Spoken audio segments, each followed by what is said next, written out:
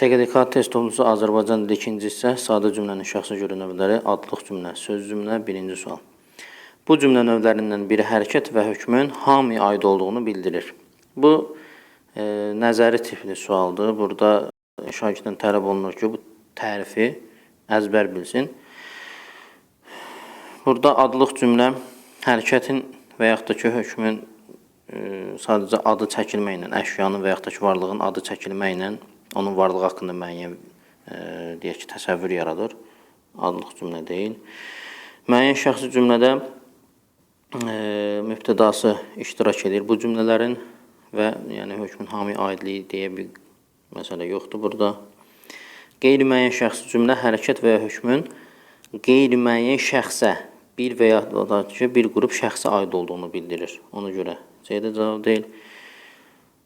Yəni bu tərif ümumi şəxsi cümlənin tərifidir. Hərəkət və ya hökm burada hamıya aid olur. Şəxsi cümlədə də isə yenə mübtəda iştirak eləmir, təsəvvür eləmək qeyri-mümkündür. Düzgün cavab variantımız D olacaq.